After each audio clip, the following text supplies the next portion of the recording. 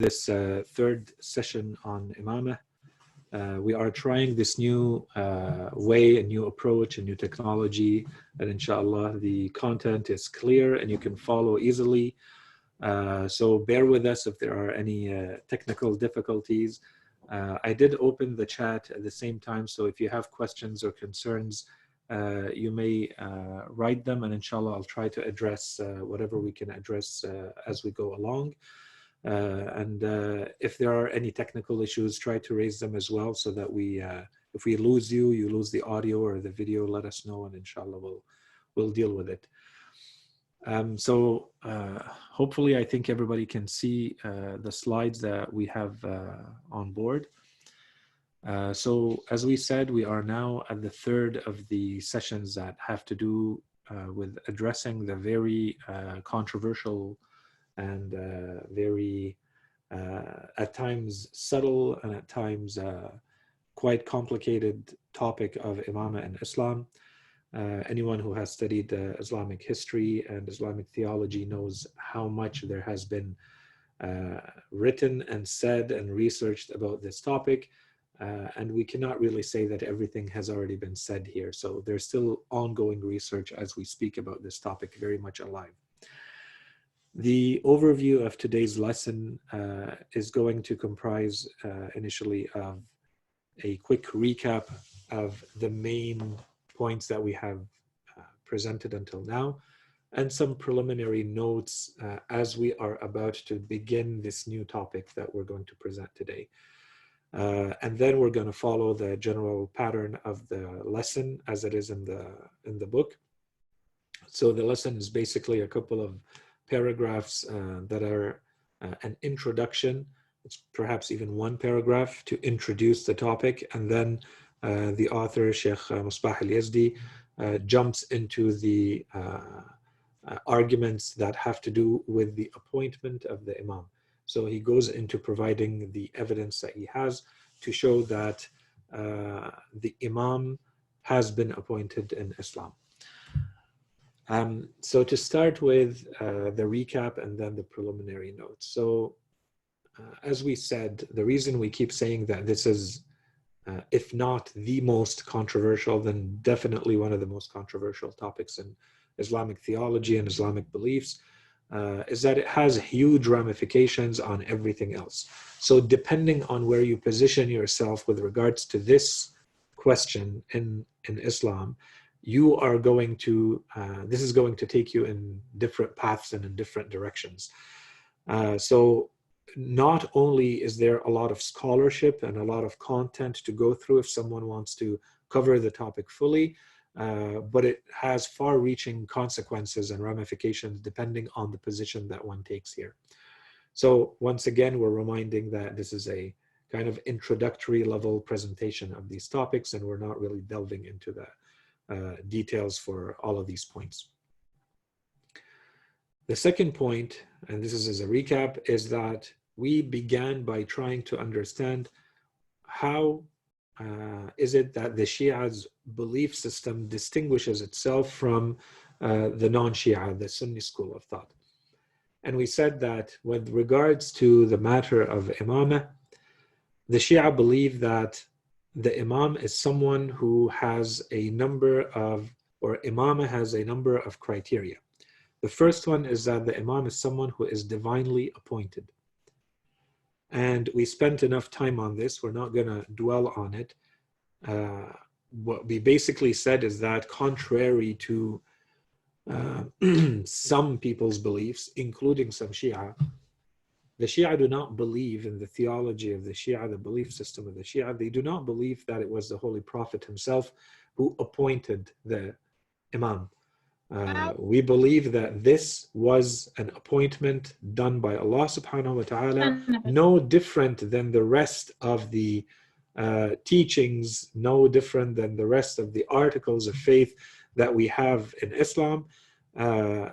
Imamah is something that is considered a divine article of faith, a divine teaching, and the Holy Prophet is the one who communicates that message and that communicates that teaching to the followers, which is very different than saying the Holy Prophet decided on his own almost to say, at a personal level, that this is the best person for this job.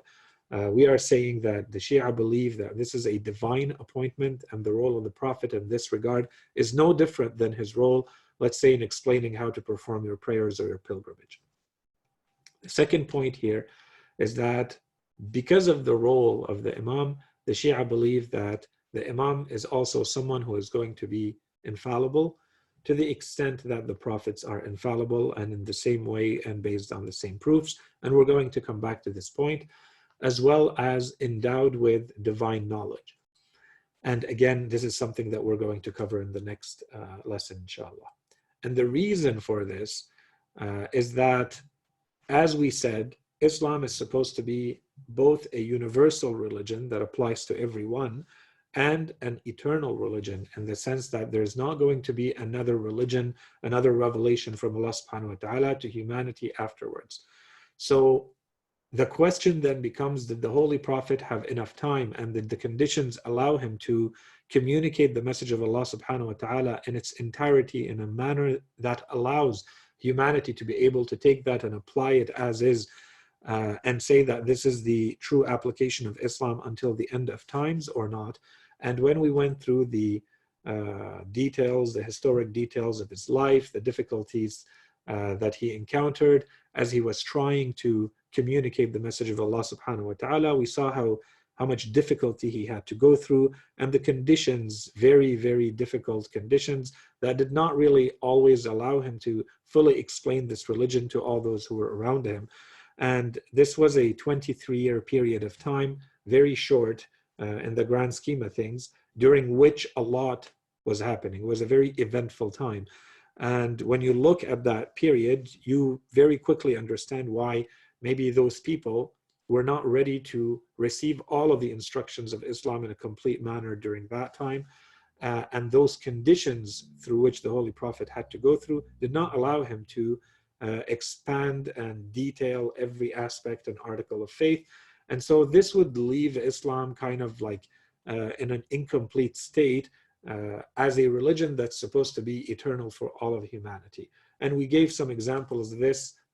The example I think that we gave had to do with the ablution, the performance of the wudu, and how much discrepancy or difference or variance we find in between the different schools of thought in Islam, when in reality this is supposed to be something that in which variance would not give anyone anything to gain or lose.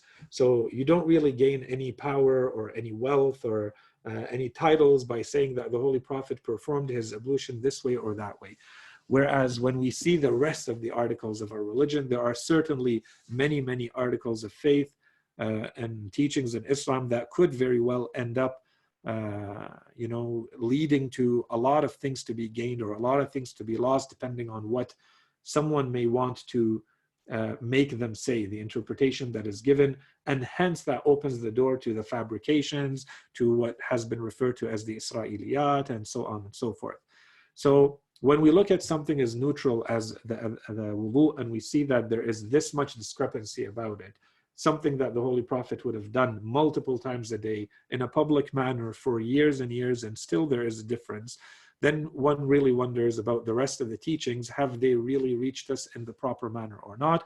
And this is why we say we cannot just rely on that time when the Holy Prophet lived amongst his followers to say the entirety of Islam was communicated as is and received as is and then applied as is. And this is one of the main arguments presented by the Shia, saying that there was a need for someone to succeed the Holy Prophet in the divine mission, to continue to be the main reference, the main religious authority for people to come back to and to ask questions and to learn the religion from. So when we go back to the conditions or the traits that we gave for the Imamah, we said that it has to be by divine appointment, and the person has to be infallible, and the person has to have divine knowledge, because this is the role that they have to play. They are basically playing the same role that the Holy Prophet had to play in explaining the religion, in preserving the religion, safeguarding it, and interpreting it in detail to the people. So there's a very big difference between verses in the Holy Quran that are quite general, and then the Holy Prophet, let's say about prayer, and then the Holy Prophet explaining that this is the manner in which you perform your prayer. So the ruku' and the sujood, and the manner whether you do qunut or not in the prayer, and is it 2 raka'at or 3 or 4, and what do you say where? All of this is not explained in the Holy Quran, and these details need to come from somewhere. So what we're saying is that those people who would have succeeded to the Holy Prophet in that prophetic role, in that divine role, their job is to safeguard that religion, to make sure that as people go left and right in trying to interpret this religion, they have someone that is secure, that is guaranteed, that represents this religion in an unaltered manner, and they can come back to them and ask their questions and receive the religion as it was explained by the Holy Prophet and the true interpretation of the verses of the Quran. So because of this, we say that the Imams have to have the same traits as we would find in a prophet, because they are basically performing the same duties, the same role, except, and this is why we have in the notes, minus revelation. There's no new revelation here. There's no new religion that is being presented or being communicated to humanity. What is being communicated is simply Islam in its pure state, without any alterations, without any need for interpretations that are very human, that go left and right, because people don't have access to the guaranteed interpretation as they would have, for instance, with the Holy Prophet, and so hence the need for the Imams. All of this is obviously based on the recap, based on everything that we've said until now. So from now on, maybe in addition to the recap, some preliminary notes. And this is something that we mentioned quickly already. There is no claim by anyone else, either about themselves or about anyone else, that those traits that we're talking about, so someone who is divinely appointed, someone who is infallible in the sense that we explained, and we will explain inshallah again, and in the sense that they have a divine knowledge that ensures that this is the genuine version of Islam, there is no such claim that has ever been made except about Imam Ali alayhi salam. So no one has ever said those characteristics apply to me, and no one has ever said that those characteristics apply to so and so. So either we say this definition, this notion of imamah doesn't exist, or if it does, then it only exists in this person, in the person of Ali, of Imam Ali alayhi salam. So this is an important point. This definition of imamah, and this is why we're linking it to the points that we raised when we began this series, when we talked about methodology. We said that it's extremely important that we all agree, whoever enters into this topic, whoever enters into this field of research related to imamah, there needs to be an agreement on defining the notion of imamah. If we don't agree on the notion, then we're not talking about the same thing. So this is the notion of imamah as accepted by the Shia. So the question is, does this definition, do these criteria, does this notion of imamah apply to anyone in the real world or not? Someone who is divinely appointed, someone who has infallibility, and someone who has the divine knowledge. And based on everything we know in Islamic history and Islamic theology, no one has ever claimed such a thing for themselves. And we went through some examples of this to make this point very clear. Nor has anyone, let's say a theologian or a scholar in Islam, saying that these characteristics can be found in anyone else. The only person about whom we may discuss, or they may be found in that person, happens to be Imam Ali alayhi salam. So the only alternative is either Imam Ali or no one, based on this understanding of the definition of an imam and how it is understood by the Shia. So now we get into this topic. The topic is, we said the imam is someone who is first divinely appointed. So the rest of the lesson really has to do with this first criteria. The two other criteria, which are the infallibility of this person and the source of their knowledge being divine, those two are going to be addressed in the next lesson. In this lesson, we're going to concentrate on the first one, which is the divine appointment of the imam. So first, and this is not covered in the lesson, so in the book, so we're going through it very quickly. Why did we say that there is a need for appointment? This question is no different here than it would be found when we talked about prophethood. People, human beings, would never have the capacity on their own to easily say, and so therefore this person, so and so, should be the prophet of God. We may see indications, we may see hints, we may see signs that this or that person maybe is someone very special, but enough to say that this person ought to be a prophet, a messenger of God, an apostle. The same exact argumentation applies in the case of an imam. No one would have the ability to just look around and say, this is the imam. The imam in the sense that we have said. This is where we need the divine guidance, where we need the divine appointment. Allah subhanahu wa ta'ala is going to tell us if there is a need for an imam, then who that imam should be. And he doesn't just leave it up to us. He gives us a very clear indication that this is the person that you are going to follow as an imam in the sense that we have explained. And so as we said, this is not going to be any different than we said about prophets, except for that one thing, which is in the case of prophethood, a prophet may be able to establish their prophethood, their divine mission, their link with Allah subhanahu wa ta'ala.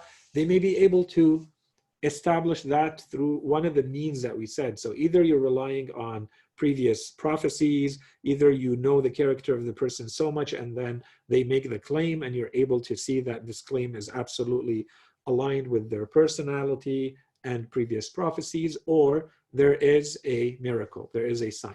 In this case, we're saying the argument for the imamah of any imam is going to be an appointment from Allah. Therefore, it's a scriptural, it's a narrational, naqli proof. Allah subhanahu wa ta'ala says, and so is an imam. So in this case, we would need the Holy Prophet to say, and this is an imam after me. There is no other means, because we have said that revelation stops. There is no religion, there is no prophet, there is no messenger after Allah, the Holy Prophet. Therefore, we need the Holy Prophet himself to say, this is a person. So you need evidence from the Prophet with his words clearly stating, after we have established his religious authority, that this is the person that you ought to follow as your imam. Lacking that, we are going to have a very big problem with regards to establishing the imamah of anyone. Okay? So there is no miracle to prove the imamah of the imams. There might be miracles, but not in the sense of the prophethood that we talked about. It could be more like karamat, as the graces of Allah subhanahu wa ta'ala as he gives to his servants, and so on and so forth. And this is another big topic that we're going to park for now, and inshallah maybe one day we can come back to it. So once we have established that the Holy Prophet is a prophet of God, he has a divine mission, he is appointed by Allah subhanahu wa ta'ala. If you accept that, then you've accepted the Holy Prophet as having a religious authority. In Arabic, they say he has hujjiyah. This is someone who, if they speak, if they order you, you have to do. They are speaking on behalf of God. So they represent Allah subhanahu wa ta'ala's commandments, his teachings, his religion on this earth, in this world. And you therefore have a duty to follow them as an authority, as a religious authority. If we go now to the imam, the same thing is going to apply to them. So just in the same manner as you would say everything that the Holy Prophet says, everything that he orders, everything that he prohibits, every action that he takes are going to become a religious authority. So a sunnah, a tradition that is to be followed by the followers of the Holy Prophet. The same exact thing is going to apply to anyone who falls in this category of imam, because they are performing, once again, the same duties, the same role as a prophet. Therefore, they have the same religious authority as the prophet. If they say, it means the Holy Prophet has said. If they say, it means the Holy Quran has said. If they say, it means Allah subhanahu wa ta'ala has said. Now, there's a quick point here that I'm not going to spend too much time on, but I think it's important to mention for anyone who would like to explore this topic a little bit more.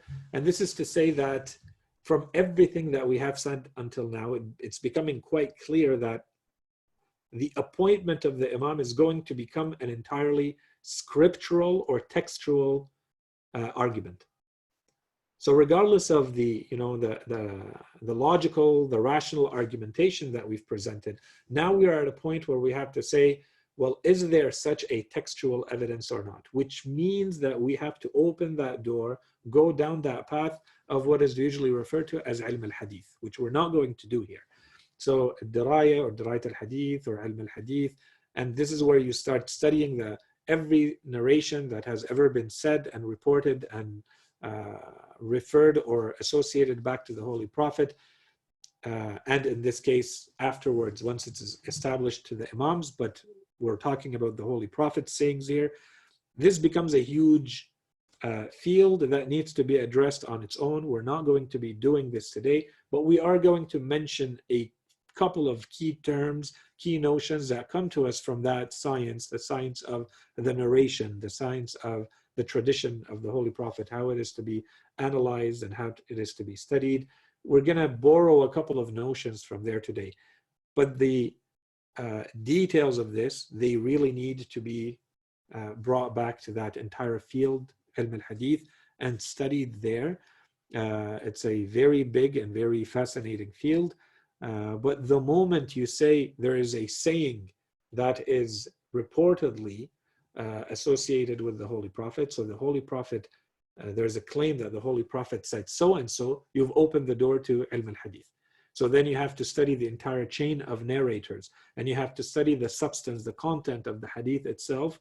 And then when you look at these together, how many people have reported it? Is it a continuous chain, or are there gaps in its history, and so on and so forth? Then you can assess the validity and the probability that this is an actual authentic narration, in the sense that it was actually said by the Holy Prophet or not. So we're not going to go into all of this, but we're saying that for anyone who really wants to get into the details of this field, you need to open the door and be willing to get into the science of ilm al-hadith, the science of the narrations, the science of the tradition of the Holy Prophet. Now, this first point, as we said, the first characteristic that we're looking at right now is going to be the appointment of Allah subhanahu wa ta'ala to this person who is an Imam. We said that there are two more characteristics that we are going to look at: infallibility and divine knowledge or knowledge. But the truth of the matter, that's why I'm trying to insist on the appointment, the divine appointment, that it is Allah subhanahu wa ta'ala who will name, who will appoint the person, specifically say, this is the person who is an Imam.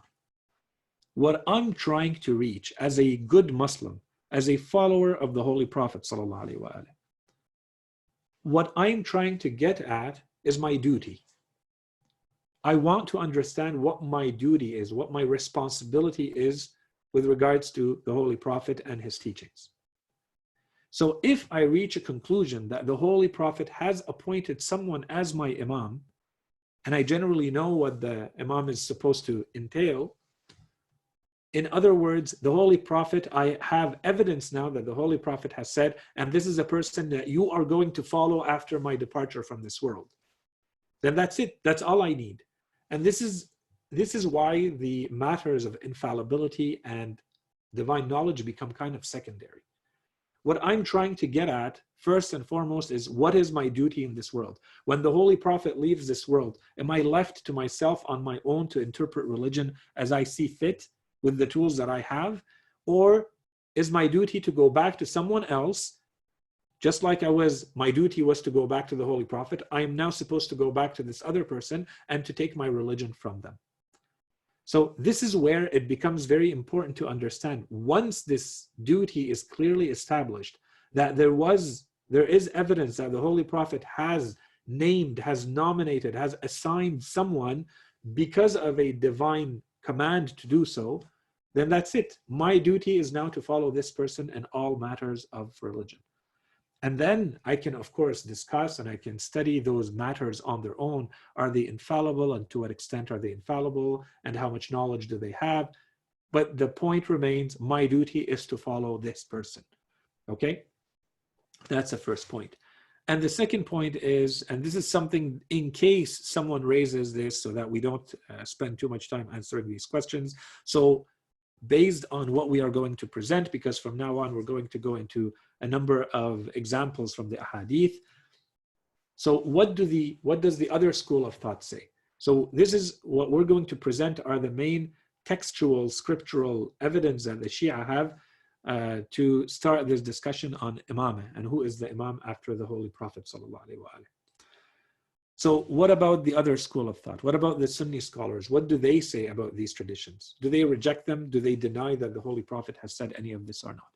So generally speaking, the crushing majority of the scholars that we know of from the Sunni school of thought, they do not deny, they do not reject these narrations. And if you find some who do, they are really, really the exception and not the rule. Generally speaking, all the big scholars of Islam have accepted all of the traditions, all of the narrations that we are going to mention, and there are so many others that we're not going to be touching on right now. So it becomes then afterwards a matter of interpretation. So they may not interpret the words, the terms of the ahadith in the same manner as the Shia scholars would. That's one. Or two, they may say that the ahadith are not necessarily mutawatir. And this is where we're encountering the first term, the first notion from ilm al-hadith. So how does a hadith become a mutawatir? So a tawatur, where does it come from? Tawatur basically means that there are so many people who have reported this narration from the Holy Prophet onwards, but let's start with the Holy Prophet. There were so many independent sources, so many independent people who witnessed the Holy Prophet saying that, who heard the Prophet saying that. That's one, so the number of them, that it would be impossible or very highly improbable for that many people to all say afterwards that they have heard the Prophet say something and he didn't.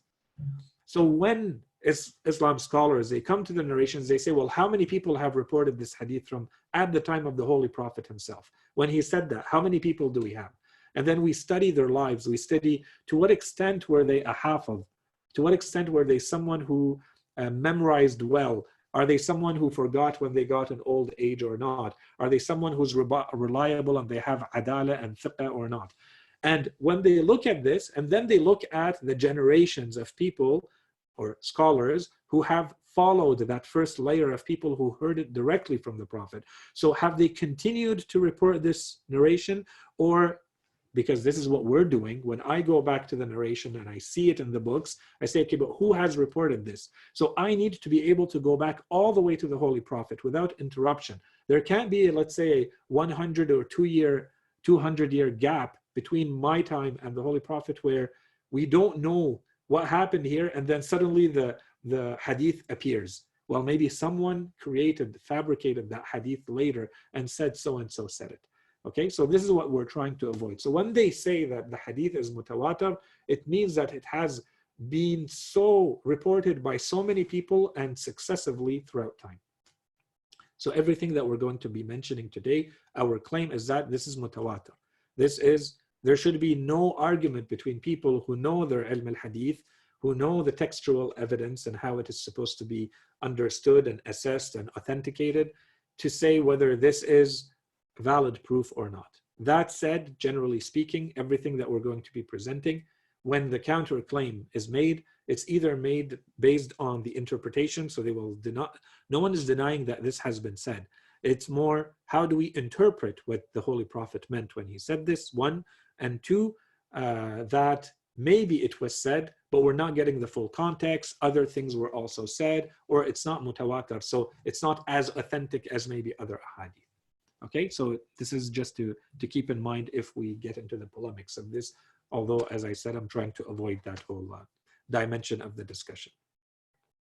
So the introduction, as the author tells us now, he says that when we look at the previous lesson, what did we accomplish? We said that if we say that prophethood ended and there was nothing to, or no one to succeed to the Holy Prophet, then it goes against the main divine purpose or the divine wisdom of guiding humanity, especially given the state of the teachings as we see them today with the example of the wudu as a case in point.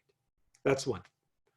And two, if we claim that Islam is eternal, therefore it is valid for all of eternity, and universal, therefore it is supposed to contain teachings related to every major aspect of life, every dimension of life, including how you are supposed to live, including how you are supposed to lead your lives politically and socially and economically and so on and so forth, and you look at the limited life of the Holy Prophet and the difficult conditions in which he lived, you see that there was maybe a gap there, that not, of course, because the Holy Prophet did not perform his duties, wal-'iyadhu billah. That's not what we're saying. The Holy Prophet did everything he could to teach those, but the conditions, one, did not allow him, and two, the people may not have been at the preparedness, at the readiness, and at the maturity level required to receive all of those teachings and to keep them and preserve them and safeguard them to the next generation.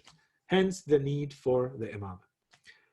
Therefore, the role of the Imam has to be to preserve this religion, and this can only be done if it's someone who can play the same role as the Holy Prophet did and have the same type of infallibility and the same type of divine knowledge minus revelation, because these people are not coming with a new set of teachings for humanity. They are simply applying the teachings that the Holy Prophet presented to the world.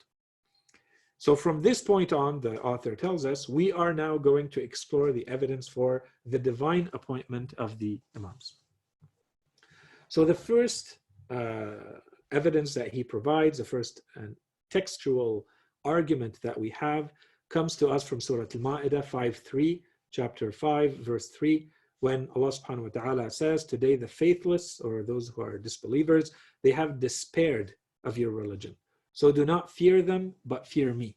Today I have perfected your religion for you, and I have completed my blessings for you, and I have approved Islam as your religion.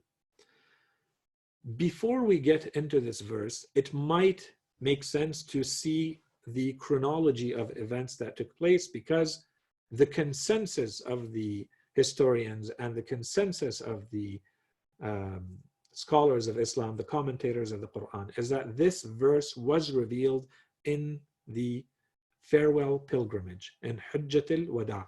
This is the pilgrimage that the Holy Prophet performed in the year 10 of Hijrah, and it might make sense to go back through the events as they transpired around Hajjat al-Wada', because there is another proof, another piece of textual evidence that we are going to rely on, and they are all connected with each other.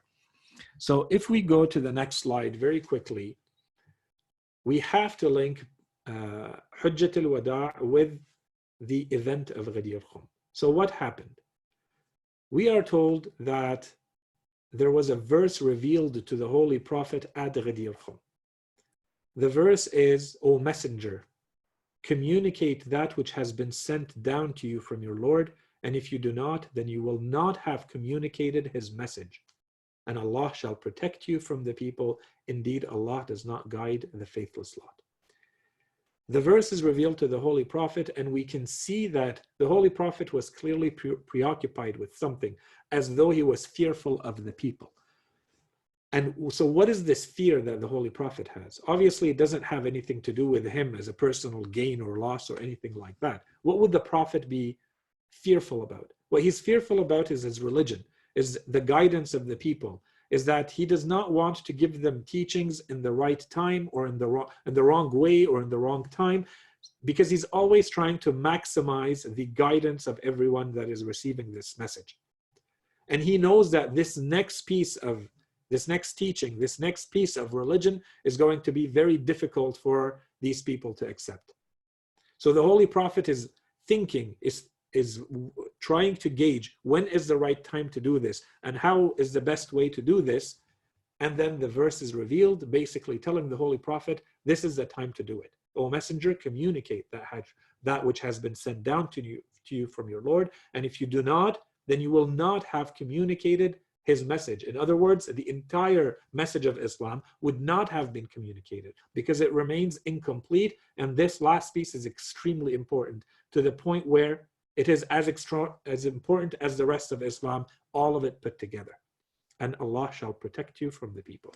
Don't worry about the people. Allah subhanahu wa ta'ala takes care of the people. Your role is to communicate that message. So the Holy Prophet makes sure that at that point, he stops waiting for the people, the caravans that have left Mecca after the pilgrimage, to catch up to him. And he orders some of his companions to go and get those who were ahead of him. And for sure, we know that there were at least 100,000 people at that gathering. And some say that it was about 70,000 when the pilgrimage season began, but by the fourth day of the month of the season of pilgrimage, they were now at 100,000 plus people at that time. And then when the people gathered and the Holy Prophet asked for a pulpit to be built for him, just using the equipment that they had and the things that they had, all of this was put together and a pulpit was put for the Holy Prophet. And historians tell us that they spent 5 hours in that location that is called Ghadir Khum. Of those 5 hours spent there, the Holy Prophet spent 3 hours delivering his sermon. He gave a sermon 3 hours long, where more than 100 verses of the Quran were referenced, and so on and so forth. And in there, the Holy Prophet also asks the believers, he references the 6th verse of Surah Al-Ahzab. He tells them, am I not more worthy of the believers than they are of themselves? So all of these, we have to put these together. Do I not have more right over the believers than they have over themselves? And they said, of course they do. And that's when the Holy Prophet raised the arm of Imam Ali alayhi salam, and he said, for whomever I am his leader, Ali is his leader. O God, love those who love him and be hostile to those who are hostile to him, and make truth follow him wherever he goes. And this is when we can go back to the previous slide. And this is where we see that Allah subhanahu wa ta'ala is revealing this verse to the Holy Prophet, saying, today the faithless have despaired of your religion. Why? If you look at the beginning and the end of that verse, you see that it's talking about some other laws. It's talking about what we're allowed to eat and what we're not allowed to eat in Islam. Why would that be a reason for the faithless to despair of this religion? So it doesn't really make sense. So the only logical interpretation, when we look at the events and when the verse was revealed and what was going on, and we look at history objectively, we see that obviously those who do not have faith, the faithless, the mushrikeen, the kuffar at that time, they were waiting for the Holy Prophet to pass away. And the Holy Prophet started to announce his death in that sermon, saying that, you know, my death is coming soon. Allah subhanahu wa ta'ala is about to call me and I shall obey the call. Okay, so religion is about, my prophetic mission in explaining this religion is about to end. So this should be a reason for those who are faithless, the disbelievers, to rejoice, because finally this man Muhammad is going to go away, and with his departure then they are going to be able to take back their position, to beat the Muslims and so on and so forth.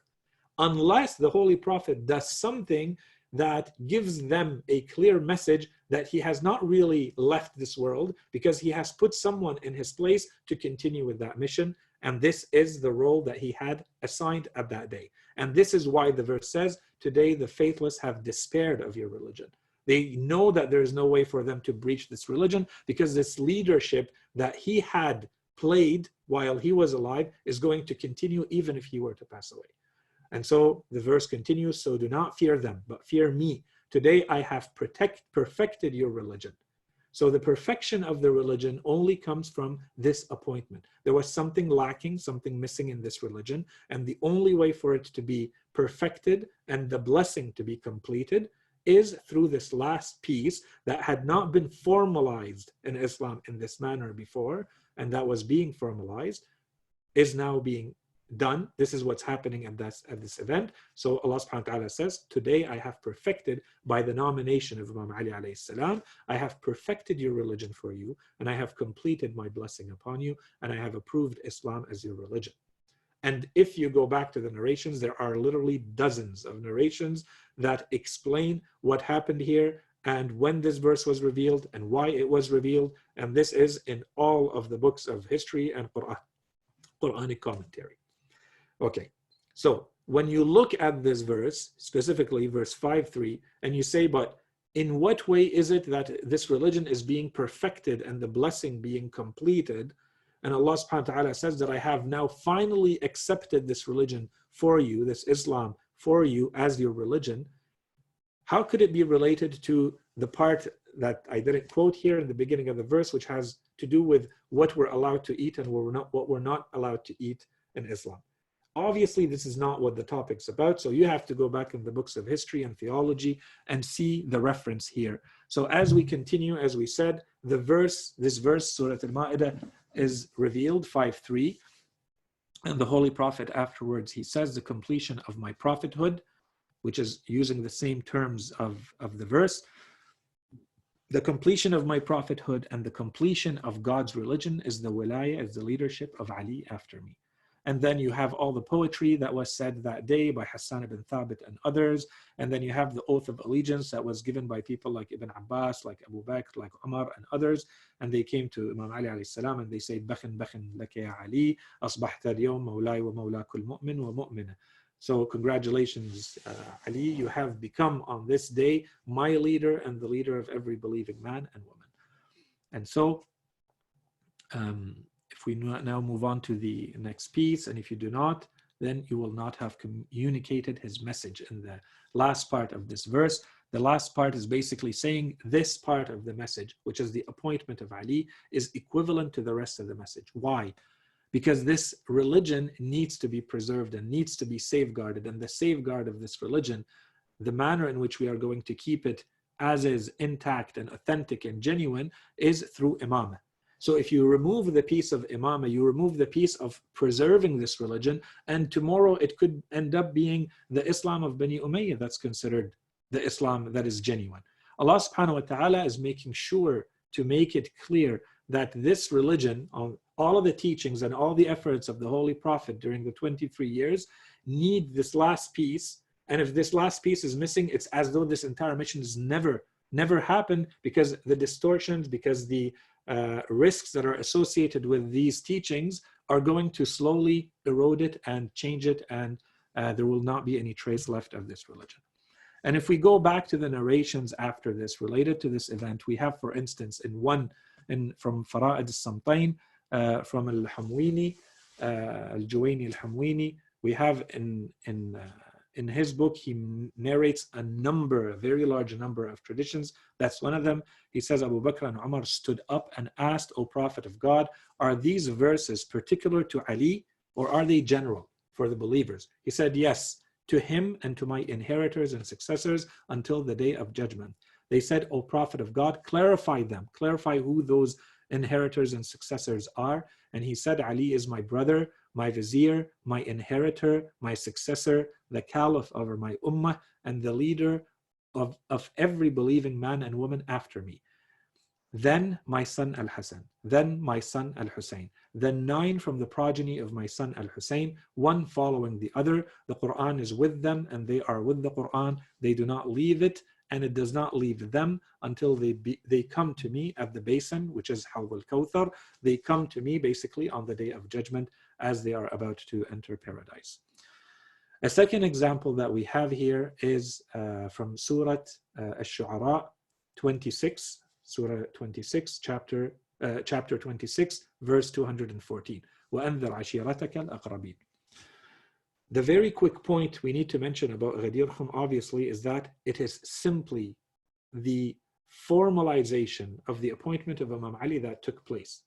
If you go back through the history of the Holy Prophet during the 23 years, you see very numerous examples of the Holy Prophet pointing to Imam Ali alayhi salam as his successor, as the one who is going to lead his ummah. In various instances and for various reasons, he always comes back and clarifies the role of Imam Ali alayhi salam, but he had never done it in this way. So the difference with Ghadir Khum is that it became a very public announcement, a very timely announcement. This is the end of the life of the Holy Prophet. This is the end of the prophetic mission. The Holy Prophet is about to leave this world. They are performing the last Hajj with the Holy Prophet. He has over 100,000 of his followers right there with him, gathered in one place. If there is one time where the Holy Prophet has access to everyone, where he took the time to talk for 3 hours on the pulpit to make sure that everything that he is teaching and everything that he's saying reaches everyone, so it's public and it's timely and it's official, this is when Allah subhanahu wa ta'ala made that whole thing very, very clear and very, very public and official to everyone in Ghadir Khum. Otherwise, when we go through the narrations, when we go through the various, yes, so I'll just finish this point and then we can take the questions from the brothers if there are any. So if we look, we see that there are many, many examples. So one of them is this verse that says, وَأَنذِرْ عَشِيرَتَكَ الْأَقْرَبِينَ, warn the nearest of your kinsfolk. So the Holy Quran is ordering the Holy Prophet to give this warning, to explain the warning to those who are the closest to himself from his relatives, from his ashira, as the Quran says. And so the Holy Prophet had invited the people from Bani Hashim and from Quraysh, and he had presented his new religion to them. And at the end of which, so this is at the very beginning, very early in the prophetic mission, and he said, who among you will support me in my mission and will therefore be my brother, my successor, and my Khalifa among you. And 3 times Imam Ali alayhi salam gets up at that young age and he tells the Prophet, I will do it. And the Holy Prophet asks him to sit down, and he presents that opportunity to others, but no one stands up. And this was another instance, so very, very early, if we go back to very early in the prophetic mission, where the Holy Prophet already starts announcing who is going to be his successor, who is going to be his Khalifa. And this is happening very early in Islam. And again, if you go back to the end of the prophetic mission to Ghadir Khum, you see the official announcement being made at that point. So we are going to stop here, brothers, sisters, and we'll inshallah continue with the rest of the examples in the next lesson. I'm taking note of what we reached here, and we're going to continue with the rest of the scriptural evidence provided in the book for the appointment of Imam Ali alayhi salam as the Imam. وصلى الله على سيدنا محمد وعلى آله الطيبين الطاهرين. If there are any questions or concerns, you may either write them on the chat directly to me or to everyone on the group, or Brother Kareem, I don't know if you want to take over for the administration. I can do it as well. I don't know if I can do it. If people can speak or they can chat. Thank you. Thank you so much. So just to mention that we have around like 10 minutes of questions. So we'll try to, anyone who asks a question, that's limited to 1 question if others have also questions. Because the Sayyid has another commitment, as you all know, after our session usually. So inshallah, we can start with whoever have a question. Also, there is, you can see in the Zoom, you can press on something called raise hand. It make it easier for us to notice who has a question, and then we can manage it better. So the floor is open now. I can see that Mustafa is raising his hand. So please go ahead, Brother Mustafa. You can unmute yourself first. Oh, I think he already sent it on the group. So Sayyid, maybe you can read the questions also.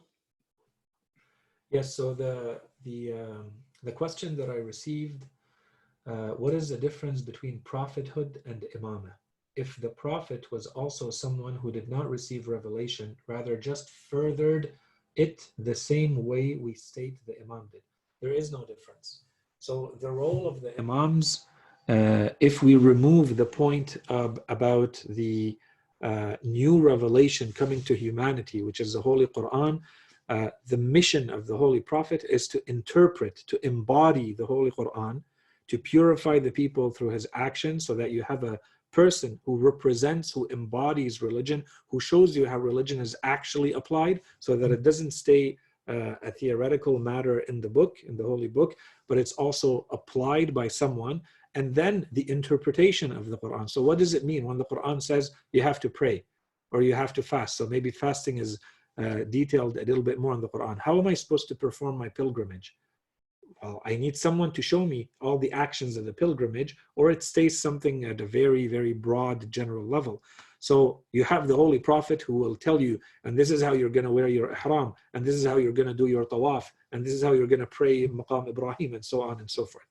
So in the same exact manner, the Imam comes and he explains those teachings of the Holy Prophet, but he's doing it 100 or 200 years after that Prophet has passed away, and people are starting to doubt, are starting to have questions, are confronted with new realities that did not exist in their time. and they don't know enough about religion to be able to fully apply the principles of religion in the right way. Do I apply this verse here or that verse here? Do I go for the lenient or do I go for the tougher part of the verse? And how do I apply it? All of this, it took time to be built. And so this is what we believe the Imams did during the time that they lived. They were applying religion. They were showing us how religion is to be applied, so that once the cycle of Imamah is has permitted society to reach a certain maturity level, you can actually take those principles, the scholars can take those principles and apply them to everyday life. And we believe that whether you are a follower of the Imams or not, obviously the people who lived with at the time of the Imams, everybody agrees that they had a superior level of knowledge. The question is whether this is there's a divine source to this knowledge, or are they learning their knowledge just like everybody else? Okay, so if you believe like the Shia do, that the reason why they have a superior knowledge is because it has a divine origin, and you link it back to the role that they claimed for themselves, which is the Holy Prophet appointed them, or explained that God appointed them as Imams to continue the application of religion, then you understand that what they're doing is teaching humanity, is teaching the followers of this religion how this religion ought to be applied. So you take the general principles as they are found in the Holy Quran, as they are found in the teachings of the Holy Prophet, and you are also preserving those teachings, because people will come and they will say, but the Holy Prophet did this and he also did that. And you need someone who will guarantee, who will be a guarantee, and who will tell you, actually, the Prophet did not do this. He did that. He did not say this. He said that. If you do not have an infallible divine source of knowledge for this, there's no reason for you to take this saying over that one, or this principle over that one. And so the difference, if you remove the revelation, if you remove the part about coming with a new religion to guide humanity, if that one is aside, the role is the same. And that is why we believe that the Holy Prophet told Imam Ali alayhi salam in a very, very well-known and mutawatir hadith to Imam Ali. He tells him, you are to me as Musa, as Harun was to Musa, except that there is no prophet after me. What does that mean? It means that everything that applied to the relationship between Harun and Musa is going to apply to Imam Ali alayhi salam with the Holy Prophet. When Musa alayhi salam left to meet Allah subhanahu wa ta'ala, as the Quran says, لِمِيقَاتِنَا, when he came to meet Allah subhanahu wa ta'ala, because he was supposed to go receive a revelation from Allah, he left Harun alayhi salam, his brother, as the successor and as the one who will continue to apply the teachings and to show the people what this religion that Musa came with is supposed to be, are going to be applied to by these people. And unfortunately, they did not listen to Harun. And this is when the Quran tells us that this is when they went and started listening to the Samiri, and they took the Ijl, and they made it, and they started worshiping it, and so on and so forth. So yes, and so it is the Holy Prophet, and it's very well known in the history books of Islam. There's a whole incident around it. The Holy Prophet left Imam Ali behind, and Imam Ali cried because he wanted to be with the Holy Prophet in the battle, and that was the only battle that the Holy Prophet did not take Imam Ali with him, because he told him, you need to stay behind, and are you not happy with the fact that you are to me like Harun was to Musa, except that there is no prophet after me? And this is where you see the theological or belief dimension to this notion, and it's not only a matter of having been left behind to take care of, the affairs of that time. There's something much bigger here, and that's why the Holy Prophet is referencing the relationship between Harun and Musa. Ahsantum Sayyid. So I can see that there's two raised hands. There's Brother Hassan and Brother Ayman. So please, Hassan, I know that you want to ask the question maybe. Please go ahead, unmute yourself, and then Ayman sent his question. Assalamu alaikum, Sayyid. Can you hear me? Yes, I can hear you. Alaikum assalam wa rahmatullah. My question is maybe a bit general, but I'm sure most of us, and yourself, and we've heard these points made so often that for us it seems so clear and so obvious that the Imamah should have been gone towards Imam Ali. But my question is, have you ever come by a point, either through debates or discussions or through books that make a really, really, really good point that gets us to really question our position. Just like from the outside, it seems so obvious. And I say that like without trying to make fun of anybody or anything. So have you ever seen anything that's made us question our position and have to dig deeper? And that's my question. Assalamu Alaikum assalam wa rahmatullah. So it's an excellent question. And yes, for someone who is within it, who has the fortune of growing up into it, I think you may take it for granted. But someone coming from the outside and having a completely different narrative or a completely different understanding of what actually transpired and the role, let's say, of the companions, or what the Holy Prophet did and didn't do, and what he said and who he appointed at what times, it gives you a very different version of history. And there's a lot of undoing that has to happen before you can just accept this, because it goes against too many things. They call it cognitive dissonance. Sometimes you have a certain framework and this just sticks out and it doesn't align with the rest. And this is, a topic for another day. But obviously, just like in the world of Shia thought, this is part of a much, much bigger intellectual structure and intellectual framework. So you will find that on the other side, the theory about the Adalat al-Sahaba, for instance, that all of the companions may be followed because all of them are like stars and so on and so forth. This is part of a much bigger narrative. And there's a reason why that narrative was put in place. There's a whole structure there. So if all the pieces are converging towards a certain argument, it's difficult for someone to just come, one argument here or there, one verse, one narration is never going to be enough to bring down that entire narrative. So that's why we're saying we're not going to get into the topic here. Are there? No. According to me, I agree with you. I think it's pretty clear if you want to be objective, but it's extremely difficult. And I would never say that it's easy for someone to just hear a couple of examples and a couple of verses and a couple of ahadith and say, well, that has to be the truth. And, everything that I believed in was, wrong, or I have to reassess. It's too easy to say it that way. It's not fair. That's one. And two, the devil's in the details, as they say. So for these topics, you really have to get into, okay, but so here's the evidence. Okay, well, if you go back, what have the scholars actually said? Do they accept this evidence or not? And a lot of it has to do with, they go back to ilm al-hadith and ilm al-tafsir, and they say what has been said, and is it a proper or not commentary of the verse, and is the hadith accepted or not? A lot of it has to do there. That's my personal opinion. So I don't know if that helped or not. And the last question was what to answer to those who always ask why the name of Imam Ali alayhi salam was never mentioned in the Quran. Jazakallah.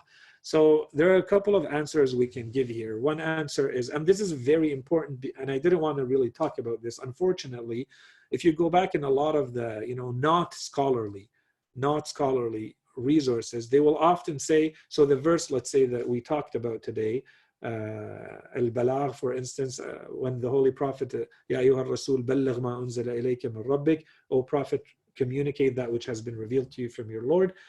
They say, and so the Shia believe that the verse was distorted because it said about Ali, and about Ali was later removed. So the version of the Quran of the Shia is that it contained, no. The Imams have multiple narrations in which they clearly say none of the names of the Imams are mentioned in the Quran, including Imam Ali. They are not mentioned in the Quran. One of the reasons, and perhaps one of the best reasons to give for this, is that it's as though Allah subhanahu wa ta'ala and the Holy Prophet knew that if those names would be mentioned in the Quran, it would be one more and very strong reason for people to distort the Quran and to manipulate the Quran and remove them. So they were not there in the first place. That's one.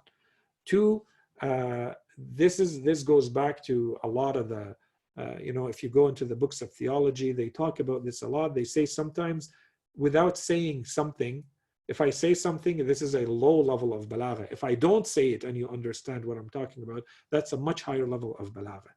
In any case, one of perhaps of the main reasons, as I said, is that it may have opened the door, given the enmity, the hatred, the people did not like Imam Ali alayhi salam for all sorts of cultural, tribal, historic reasons. And, we saw how history unfolded afterwards against him and his family members for generations. You can see why this might have been one of the main reasons why the Quran does not open the door for itself to be manipulated in that way, because it's containing something that is so clear. So it's there, but it's there in a subtle way, and it's a clear reference to force you to go back to the Holy Prophet and to see what the Quran actually means when it talks about certain things. And inshallah, we're going to talk about that. It's an excellent question. And if you need to, maybe inshallah, one day we can add more about this topic, because it's a big topic and it can't be answered in a couple of minutes. Jazakallah. Allah yakhallikum. Ahsantum Sayyidina, thank you so much for this lecture. Inshallah, we're going to end it here, and see you inshallah next time. I apologize also if there was any difficulty. We're going to do maybe like a feedback form to see if anyone had any difficulties logging in or anything. But inshallah, we'll see you next Saturday at 5:30 inshallah. Sallu ala Muhammad wa ali Muhammad. See you all soon.